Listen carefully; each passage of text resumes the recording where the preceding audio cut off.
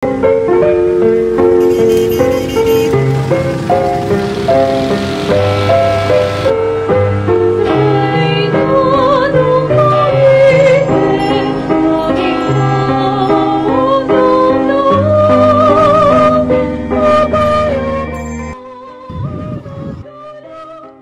tuturing na isang simbahan sa lungsod ng Cavite ang sinasabing sentro ng espiritual na paglalakbay ng mga deboto. So ay dinadayo hindi lamang ng mga deboto mula sa Cavite, ngunit maging ng mga deboto mula sa karatig na lalawigan o probinsya nito. Ito ay ang simbahan ng San Nicolas, saan matatagpuan ang relikwya ng isang kilalang babaeng patron na tinaguriang Reyna ng Cavite. At ito ay ang Nuestra de la Soledad de Montabaga. Para sa mga Caviteño, ang patrona ay may malaking bahagi sa kanilang mga buhay dahil naniniwala sila na gumagawa ito ng pagkakataon nila. Di mapagkakaila na halos lahat ng tahanan ay inilalagay ang imahe nitong maaaring kasalitrado, eskultura at ibang mga obra.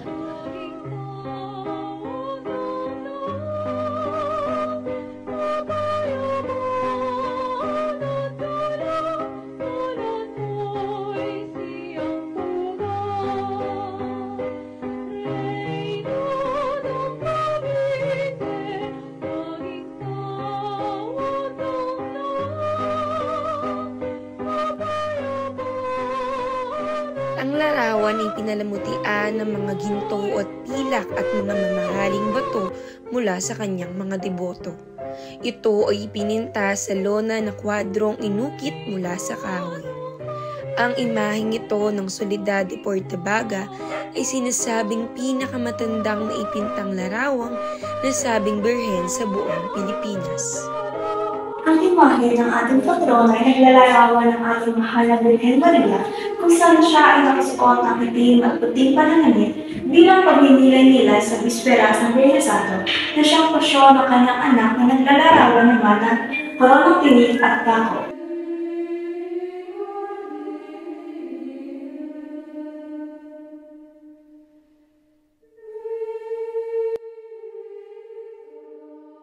Pinarag yung kasaysayan niya, nababasa ko rin lang tungkol dito sa Mama Mary na ano yung sundalo na pinaghiwalaan niya. Kasi siyempre, ano ka, kung ano, pero ano ko talaga, ano siya yung mapaghimala.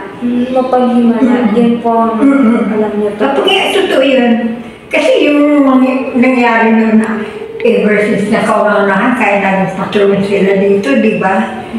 Dahil siya nagawa niya ng pagliligtas sa Cavite. Yun po ang dahilan kung bakit yung deboto po kayo. Oo, yung na, sa kasaysayan niya na, yung pinigil niya yung, yung laluyong. Siya ang nagligtas sa buong Cavite. Yun lang, yung ko dahil yan. Kasi hindi naman ako nag-research naman talaga ako ito ko sa. Kaya kung alam mo, bakit laging ganyan, laging ganito, ganyan. Bakit laging yung patron na ang Soledad dito sa Cavite. Yun ang alam ko.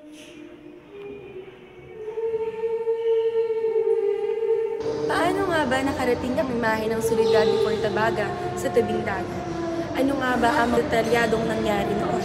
Ito ba ay may pawang katotohanan o ito'y haka-haka lang? Taong 1916, 67, noong maging saksi ang isang sundalong Espanyol sa kahiwagaan ng patrona, kung saan sa tarangkahan ng Canacao Bay na Puertang Bago o mas kilala ngayon bilang Portabaga, ay may nasilayan itong liwanag mula sa gitna ng maalong karagatan. Isang aparisyon ang sumilaw at lumulat sa gwardya. Sa pag-iisip na baka ang liwanag ay mga dumating na parata na may balak sumalakay, matapang niya itong pinatigil. Nakahahalina at malamyos na boses ang kanyang narinig. Ang tinig na sumagot sa gwardya ay nagtataka kung bakit pinipigilan siya nitong makapasok sa lungsod. Nais na mahiwag ang babae na siya ay bigyan ng daan at nagpakilala ito bilang si Maria. Nalilito man ang sundalo, sa kababaong loob nito ay agad itong nagsisi. Kinaumagahan, ang imahe ng birhen na nakakwadrong ukit mula sa kahoy ay natagpuan ng mga mangingisda at manggagawa ng Cavite Royal Arsenal. Sinasabing ang imaheng iyon ng mahal na birhen na natagpuang palutang-lutang sa tabing dagat ay nanggaling sa lumubog na barko ng mga Espanyol dahil sa malakas na bagyo. Ito ay dinala sa Cura Parroco na pansamantala naman itong nilagay sa simbahan ng parokya. Masabing makasaysayan ng syudad ng Cavite Puerto dahil sa mga nakaraan nito. Bago pa man dumating ang mga Kastila sa lungsod, ay nakikipagkalakalan na ang mga Tsino at iba pang mga banyaga sa 6,000 mga Malay na nananirahan sa baybayin ng Cavite. Naging maunlad ang bayang ito noong ika-17 siglo nang matagpuan ito ng mga Espanyol. Ito nooy isang islang naghahatid ng magandang bunsuran para sa mga sasakyang pandagat dahil sa napakapalibot ritong katubigan.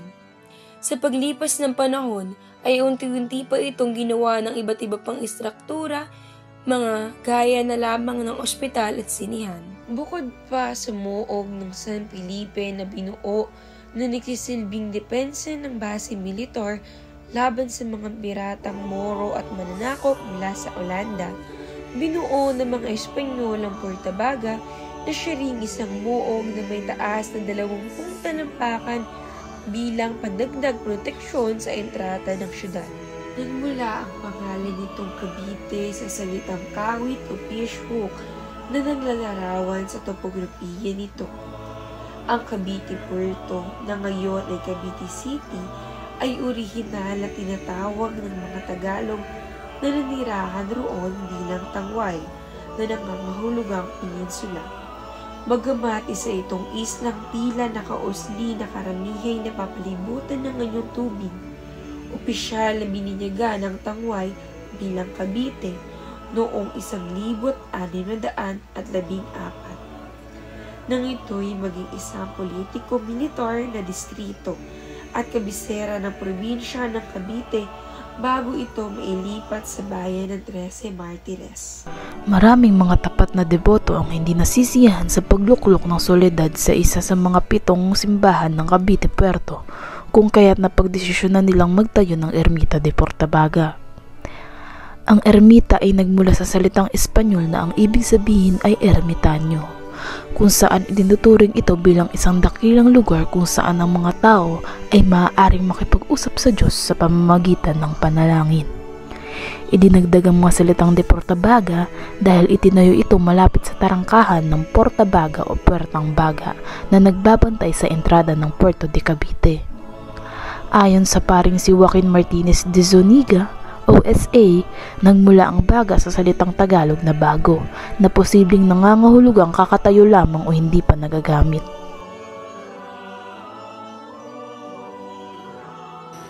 Ngayon ay meron pa ring mga bato galing sa lumang ermita. Gayunpaman, ang dating pinagkakatayuan ng lote ng ermita ay pagmamay-ari na ng pamahalaan. Ang lugar ay naging bahagi ng Samonte Park na binili ng pamahalaan ng siyudad ng Cavite mula sa Roman Catholic Bishop ng Imus na nagkakahalaga ng 100,000 piso. Ang ermita man ang nagpapakita ng pagmamahal ng mga deboto, mananatili sa bawat isa, sa bawat henerasyon, na hindi matitibag ng kahit anumang bagyo o lindol ang pagmamahal at paniniwala natin sa Inang Reyna. Marami noong mga pangyayaring may uugnay sa patrona ng Cavite City ang pinaniniwala ang mga himala. Una na rito ay ang pagdating mismo nito sa syudad at pagpapakita ng Birhen ng Portabaga kung saan tila kinausapan nito ang sundalong nagbabantay sa daungan. Sumunod rito ay noong taong 1830 nang tumama ang isang kidlat na dulot ng malakas na bagyo sa kahoy na altar ng ermita at nagpasiklab ng apoy. Tinupok man ang kaganapang iyon ng kapilya, nito'y nanatili pa ring buo ang imahe ng Birhen na nakalagak roon. Noong taong 1856, isang matinding bagyo ang nagpabaha sa mga kabahayan, mga gusali at ibang mga simbahan sa daungan maliban sa ermita na siyang pinuntahan ng mga taong nagsilikas. Isa pa sa mga malahimalang pangyayari ay naganap noong ika-30 ng Hunyo taong 1857 kung saan tinamaan ng malakas na bagyo sa baybayin ng Albay ang Lucero na isang barkong pandigma ng mga Espanyol. Sumadsad ito sa mabatong lugar sa Rawi sa Legazpi at hindi nakagalaw sa loob ng 22 araw dahil sa mababang level ng tubig at kawalan ng simoy ng hangin. Isa sa mga tripulante nito ay nagkataong deboto ng Birhen de la Soledad kung kaya't kanyang inilabas ang larawan nito upang sila'y manalangin roon. Kinagabihay nagpakita ang Birhen sa mga tripulante at kinila itong niluhuran kasabay ng paglakas ng hangin at pagtaas ng level ng tubig. Tuluyang nakaalis ang barko sa pagkasadsad at pagkabalik sa Cavite ay agaran silang dumiretso sa ermita upang magpahayag ng kanilang pasasalamat sa hibig ng kanta ng pagpupuri na Te Deum. Noon namang 1882, naging laganap ang epidemyang kolera sa Cavite Puerto na ikinisawi ng daan-daang mga Caviteño. Sa ilalim ng Espanyol na gobernador na si Don Juan Salcedo y Mantilla de los Rios, ipinag-utos ang pagwiwisik at pagsunog ng pulbura sa lansangan upang maitaboy ang sakit sa pamamagitan ng apoy at usok na nagagawa roon. Isang himalang nakayanan na nilang makontrol ang epidemya sa loob lamang ng maikling panahon. Dagdag pa roon, naapektuhan rin ng kolera si Gobernador Rios. Sa kanyang pagpapahinga ay mayroong kumatok sa kanyang pintuan kung kaya't kanya itong binuksan ng may pagkakis. Isa itong matandang babaeng nakasuot ng kulay itim na humihiling sa kanya magsagawa ng magarbong pistahan sa syudad. Umayag na lamang ang gobernador sa hiling na ito upang matahimik, ngunit laking gulat niya na pagkaalis ng matanda sa kanyang silid ay gumaling na siya mula sa kanyang sakit. Dahil sa paniniwalang ang Birhen nga ng Soledad ang kanyang nakasalamuha, ay isinagawa niya noong Enero taong 1883 ang isang napakalaki at masaganang pistahan sa Cavite bilang pasasalamat sa patrona. Hanggang sa kasalukuyan ay pinaniniwala ang mapaghimala pa rin ang Reyna de Cavite. Karaniwan na ito ang agad nilalapitan ng mga taong may dinaraing na mga sakit. Sinasabi ring pinoproteksyonan nito ang lungsod sa mga malalakas na bagyo upang hindi ito gaanong ramdam o makapamainsala sa mga Caviteño. Nawala ang imahen ng Birhen noong 16 ng Marso taong 1984. Ito'y ninakaw mula sa altar nito at ilang buwan nila itong hinanap. Matapos ang nakakapagod na paghahanap dito, ito'y nabawi noong 15 ng Agosto sa kaparehong taon. Ngunit wala na ang maginto at pilak na pagmamayari nito, pati na rin ang mga mamahaling bato na mula pa sa mga deboto. Labis ang ginawang pagsisikap ng mga deboto upang maibalik lamang ang ningning at kaluwalhatian ng imahe. At makalipas ang 4 na araw, muli itong naibalik sa kanyang nararapat na pwesto sa altar. At dahil dito, galak at saya ang tanging naramdaman ng lahat. Tradisyonal na sa Cavite Puerto ang malaki at masaganang selebrasyon ng pista dahil na rin sa impluwensya ng mga Espanyol. Lalo itong dinarayo ng mga relihiyosong manlalakbay mula nang may pakalat ang mga mirakulo ng Soledad de Puerto. Ayon sa mga dating Caviteño, naging pinakamasaganang ang pistahan sa Cavite Puerto noong taong 1880 hanggang 1886 sa ilalim ng administrasyon ni Don Juan Salcedo y Mantilla de los Rios. Noong tumama ang kolera sa syudad noong 1882 ay napagdesisyonan ng gobernador na pansamantalang ipagpaliban ang pagsagawa ng pistahan. Matapos na magpakita sa kanya ng Birhen na humihiling na magsagawa ng selebrasyon, ay kanya itong ginunita noong Enero 20 hanggang 21 taong 1883. Bilang pakikiisa sa selebrasyon, pinatunog ng iba't ibang mga simbahan sa Puerto ang kani-kanilang mga kampana. Maging ang mga kanyo mula sa Fort San Felipe ay kanila ring pinasabog.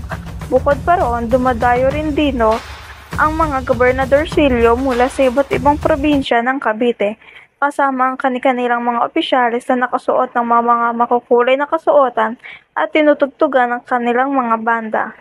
Sa tuwing nagugunitan nito ay napupuno ng mga banderitas ang bawat kalsada, kasabay ng mga makukulay na arko. Halimbawa na lamang sa Calle Real noon ay sinasabitan iyon ng mga matitingkad at makukulay na parol. Sa kalye ng Ermita ay maraming mga tindahan ng mga pagkain gaya ng candy, kakanin at mga prutas. Bukod pa roon, sa bawat kabahayan ay naghahanda sila ng mga katangi-tanging mga pagkain galing sa Espanya gaya ng paella, arroz a la Valencia, morcon, embutido, pochero, pastel de tortillo at iba pa. Ang pinakamahalagang isinagawa sa pistahan ay ang prosesyon ng imahe ng Birhen de Soledad. Sa mga dinaraan noon ay mayroong mga mamahaling banig na mayroong mga layag na barko sa itaas sakaling sumama ang panahon. Sa pagtunog ng kampana ng simbahan ng ermita ay saka ilalabas ang imahen sakay ng karosang gawa sa pilak. Sa kwadro niyaon ay mayroong 6 na pilak na anghel at gininto ang kalapati na sumisimbolo sa banal na espiritu. Habang pinaparada iyon ay mayroong mga tumutunog na maliliit na kampanang nakasabit.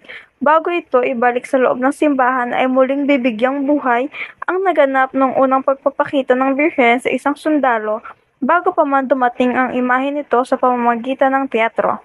Ang piyesta ay patuloy na pinapahalagan sa palalawigan ng Cavite hanggang ngayon. Ito ay isang katuparan sa kahilingan ng mahal na Birhen.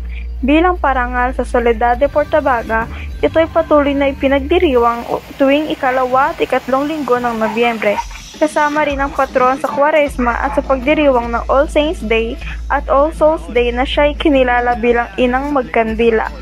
Ang kahalagahan ng imahe ng Birhen de la Soledad sa kasaysayan ay kinilala ng lokal na pamahalaang lungsod ng Cavite sa pamamagitan ng Syudad Resolution bilang 2017-71 na ito ay mahalagang pagmamay-aring kultural ng mga tao sa lungsod ng Cavite.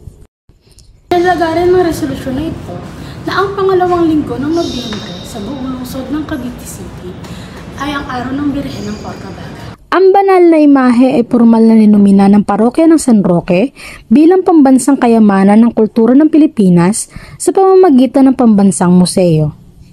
Maraming mga makasaysayang dokumento ang ipinasa para sa paunang pag-aaral at pagpapatunay ng mga datos nito. Pati na ang pagkakaroon ng pampublikong pagdinig kung saan libo-libong deboto mula sa iba't ibang bahagi ng Pilipinas ang dumalo. Sa katunayan, hanggang ngayon, tinagurian ang pangyayaring ito bilang pinakamalaking pagpupulong sa kasaysayan ng pambansang museo. Nagkaisa na aprubahan ang nominasyon noong 27 ng Setyembre taong 2016 na ang imahe ng La Virgen de la Soledad de Portabaga ay ang unang ekleyastikong relik na idineklara bilang pambansang kayamanan ng kultura sa Pilipinas. Ang pampublikong deklarasyon ay ginawa noong 18 ng Nobyembre taong 2018 at inihayag naman ang heritage marker noong 12 ng Abril taong 2019 ng Pambansang Museo. Isa ang mahal na Birhen ng Soledad ng Portabaga sa mga nakoronahang imahe sa Pilipinas. Ito ay ginanap noong ika-17 ng Nobyembre taong 1978 ni Most Reverend Bruno Torpogliani na Apostolic Nuncio sa Pilipinas. Ang kahilingang ito ay napahintulutan ng mga Vatikano sa pagsusumikap ni Cura Parroco Monsignor Barakil Mojica kasama ang dating Obispo Felix Paz Perez ng Imus. Ang gintong korona na puno ng mamahaling bato na iginawad sa banal na imahe ay inihandog ng isang deboto na nagngangalang Don Arturo Manalac. Ang nasabing selebrasyon ay dinaluhan ni Most Reverend Artemis Casas, ang Arsobispo ng Jaro at ang unang Obispo ng Imus, Most Reverend Cirilo Almario, Most Reverend Leopoldo Arcairo, ang mga pari at ang lahat ng mananampalataya sa Cavite. Ngunit ilang taon ang lumipas ay nagkaroon ng hindi pagkakaunawaan tungkol sa koronasyon ng Birhen ng Soledad ng Portabaga. Inakusahan ito bilang hindi lehitimo dahil sa kakulangan ng pontifikal na dekreto na nagpapatunay na opisyal ang naganap na koronasyon. Mayroon ding sabi-sabi na wala ng buhay sa mga dumalo noong unang koronasyon upang magpatunay nito. Dahil sa pagsisiyasat at panggigipit ng publiko, ang Cofradia de la Virgen de la Soledad de Portabaga, kasama ang suporta at gabay ng dating Kura Paroko, Dominador B. Medina, at direktor na si Virgilio Sáenz Mendoza, ay humingi ng pahintulot sa Vatican na muling koronahan ang sagradong imahen ng Berhen. Noong 19 ng Marso taong 1984, inaprubahan ni Pope Francis na muling koronahan ng opisyal na canonical coronation ang 300 taong gulang na imahen ng Berhen de la Soledad de Portabaga. Ang koronasyon ay isinagawa noong 18 ng Nobyembre taong 2018 ni Papal Nuncio Gabriel Giordano Cascia, kasama ang Obispo Reynaldo Evangelista ng Imus. Iginawad rin na diocesan shrine ang kanyang simbahan sa parehong selebrasyon. Ang pangyayaring ito ay lalong nagpatibay at nagpatatag sa paniniwala at pananampalataya ng mga Kabitenyo.